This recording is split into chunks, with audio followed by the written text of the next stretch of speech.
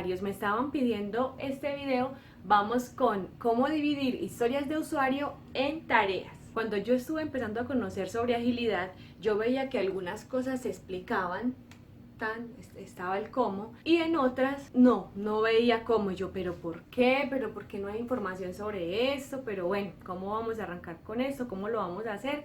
Y en el camino fui aprendiendo muchísimas cosas. Este es uno de los casos.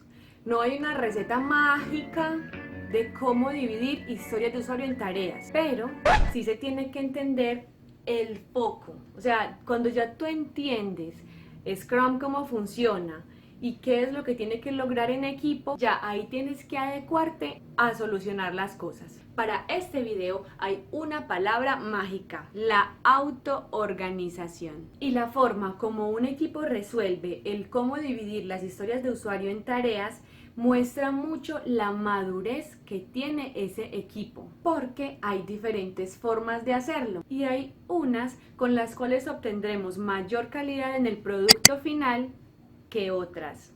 Depende de cómo el equipo vaya mejorando cada vez. No te preocupes si al principio no lo haces de una vez súper efectivo. Por eso tenemos en Scrum un espacio que se llama la retrospectiva, que es la que nos va a ayudar a que estas cositas cada vez se pulan más. Estuve pensando en la forma de cómo traerles este tema y me parece que un ejemplo que salga de tecnología puede ser muy valioso. Entonces vamos con el ejemplo. ¡Tadán! Tenemos a este equipazo que nunca piensa individualmente, se comprometen en equipo y resuelven las cosas como equipo.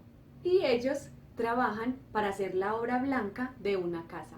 Ya ellos llevan bien adelantado su trabajo y resulta que trabajan por sprints y entregan cosas ya hechas cada 15 días. Para este sprint quedaron de hacer, entre varias cosas, estas 3 historias de usuario: pegar baldosas en la cocina, estucar el cuarto principal y poner las luces del apartamento.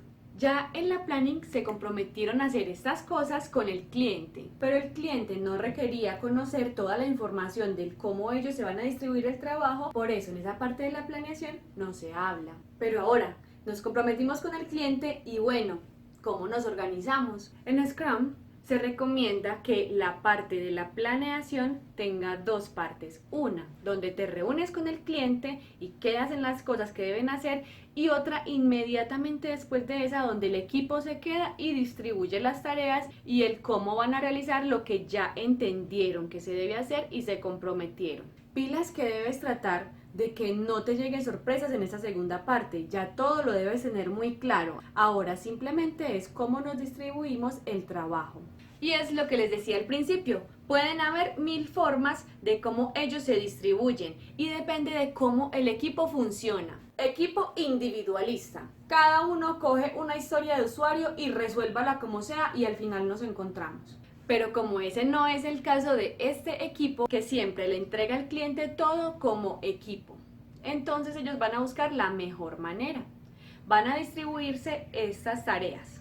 Puede pasar que Juan sea un teso para pegar baldosas, Dani es experto en estucar y Jorge es el mejor poniendo luces. En ese caso, cada uno podría decir: yo hago mis tareas, yo ya sé qué tengo que hacer, distribuyen en tareitas que le va a ayudar a cada uno a responder por la parte que va a hacer.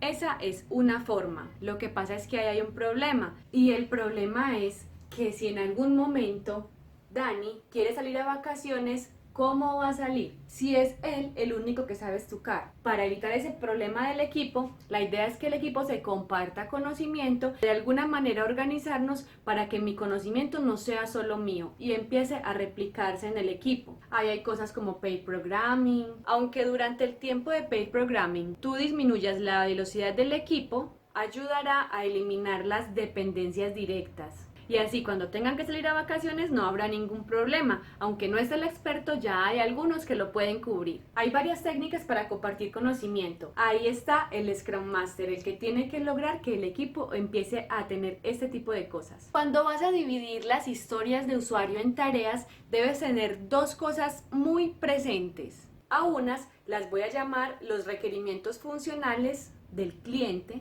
y a otras las cosas técnicas que se deben realizar para que todo salga muy bien. Las cosas funcionales son esas que quedaste de hacer con el cliente. Dentro del otro tipo de tareas, de las técnicas, son las que estos personajes saben que tienen que lograr para poder hacer las cosas con calidad. Pueden decir que para pegar las baldosas de la cocina necesitan primero nivelar para que no vayan a haber baldosas fuera de línea, y esa es una tarea que nos ayudará a tener algo con calidad. Nuestro equipo distribuyó las tareas de esta manera. ¿Qué se debe garantizar al distribuir una historia en tareas? Que al realizar todas sus tareas se realice la historia, igual para esta, igual para esta. Es decir, si pasamos la última tareita de esa historia, quedó la historia cerrada. Recuerden la palabra Scrum, ¿de dónde sale? Del juego donde un equipo contra un equipo empujan todos hacia el mismo camino. Es decir, todas esas tareas son de todos. Y si en algún momento alguna de las personas termina lo suyo, lo que ya en algún momento se distribuyeron, entonces, ¿qué debe hacer? Ir a colaborarle a los compañeros, porque hasta que todo no esté terminado durante un sprint, cada persona tiene cosas por hacer. En algunos casos a unos equipos les da mucha dificultad separar las historias de usuario en tareas, pero realmente si uno se pone a mirar ese equipo cómo está, los problemas pueden estar en la distribución de conocimiento del equipo, en que realmente no se sienten como un equipo, en que están diciendo que es que lo mío es este punto y ya, yo no puedo ayudar con nada más a mis compañeros, porque aquí lo que importa es que entre este equipo saquen estas tareas. Puede que digan, Jorge va a encargarse de conseguir los materiales de aquí y de aquí. Dani va a encargarse de dar nivel acá, de pulir el cemento de acá. Y así se pueden ir distribuyendo las tareas. La cosa es que entre todos logren autoorganizarse para lograr que el compromiso del sprint se cumpla el día pactado.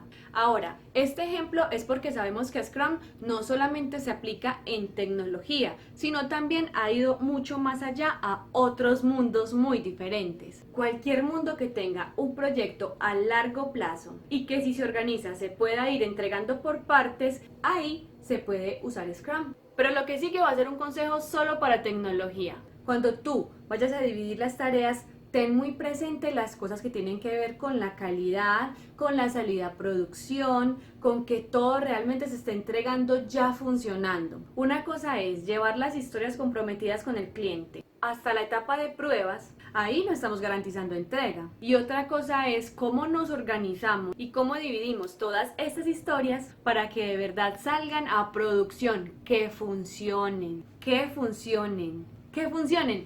Esa es la esencia de Scrum. Entonces, ten presente las siguientes cosas para que puedas aplicarlas y que cada vez tu trabajo sea más fácil y de mayor calidad. Aquí tenemos estos ejemplos. Pruebas unitarias, refactoring, corregir los errores, modificar los documentos que ya están existentes, hacer diferentes tipos de pruebas. Tengan en cuenta los requerimientos no funcionales que tengan que ver con esa historia de usuario. Y para las personas que no tienen que ver con tecnología, estas cosas lo que representan es lo que hace que entreguemos productos con calidad y que las cosas funcionen de la mejor manera. Bueno chicos, espero haberles aclarado algo con este video. Recuerden que acá no habían pasos a seguir, es sobre todo la autoorganización y el trabajo en equipo los que los hará lograr cosas muy importantes dentro de esto. Les recomiendo mucho que si no han visto mi video de historias de usuario, primero miren ese, que ese sí muestra cómo se deben definir estas primeras, cómo crear los criterios y demás. Si te gustó este video y si quieres seguir viendo más videos que yo vaya montando para que YouTube te recuerde, darle clic en suscribirse. Que estés muy bien, que tengas un lindo día. ¡Chao!